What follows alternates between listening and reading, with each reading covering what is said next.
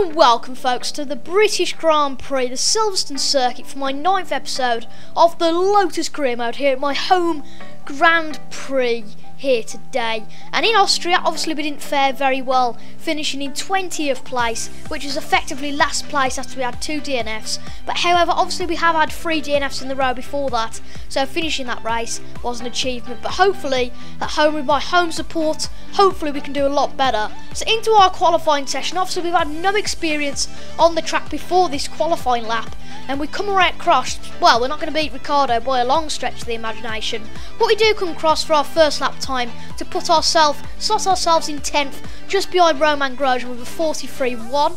I hope to improve that just about this time.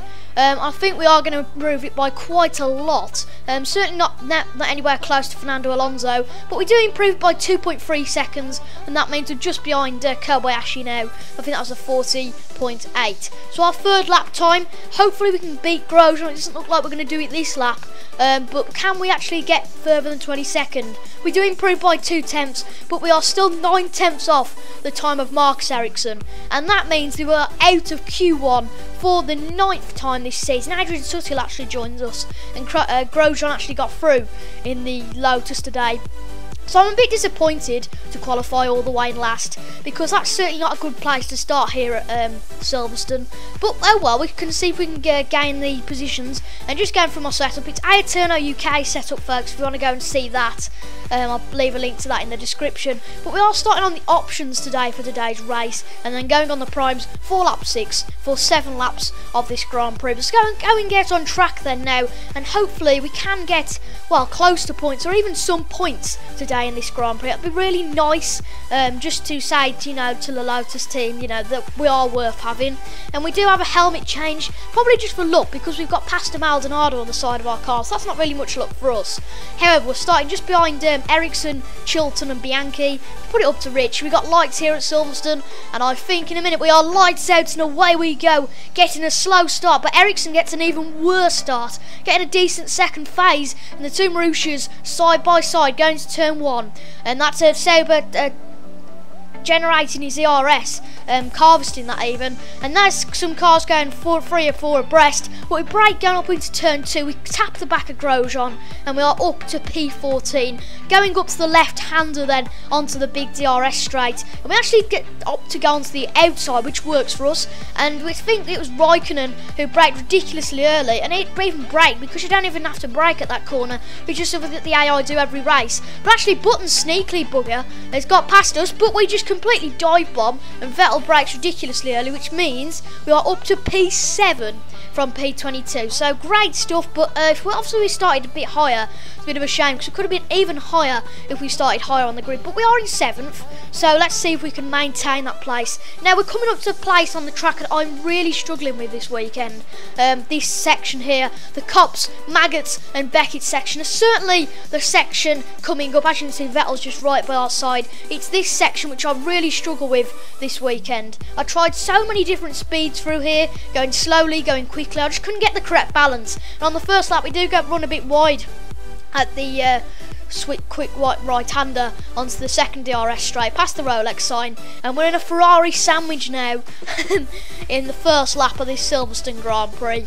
And I think Alonso's just going to bolt away, and we come then to lap 6 when we're meant to be pitting, and we've got Magnussen in the lead, wow, and 2 cars, that's a veteran Button, just literally overtake us with ease with the DRS. But we do get back past Button, and that means that we're coming into the pits to change our tyres onto the prime tyres, but Vettel has got past us, which means we are in 8th position now, theoretically in the end. But 8th place, I'll take 4 points, just all depends what happens in the pits. But I am aware that there are some people that have pit before us that was in the train, so they may jump us. Are we going to be held up? Yes, we are going to be held up for 1.3 seconds by Sebastian Vettel and Adrian Sutil, who was just pulling into his box. Vettel's obviously come out of his box already. We're into P14 as we come out the pits, and I believe everybody has actually been in the pits. that's the last ones to go in the pits, because everybody started on the options in this race. Outside the top 6, everybody basically pit before lap 6. I don't really know why they did this, but they decided to, I suppose, because they're in the train. It just seemed nice to have varying strategies. But as you can see, we're in P13 after we overtake Ericsson in the pit stops. And Hulkenberg gets past us. We do tap him, and we're going to see if we can get past Hulkenberg again. But he's already escaped us. That just proves the pure pace of that Mercedes engine. We try a little bit of a dive bomb down to the left-hander, but it's not going to work. And that means we're down to 14th. It doesn't look like we're going to get points today.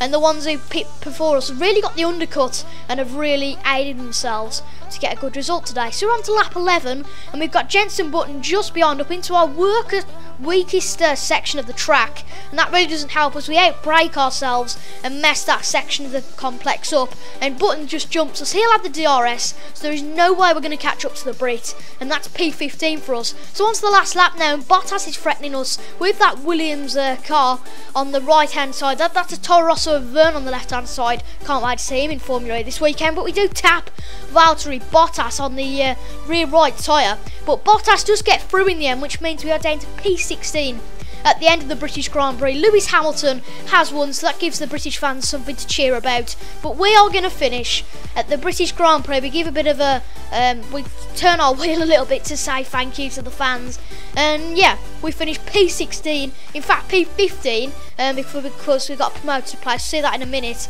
In the British Grand Prix then, a decent result considering we started 22nd, but still not beating our teammates. So the race results at the top then.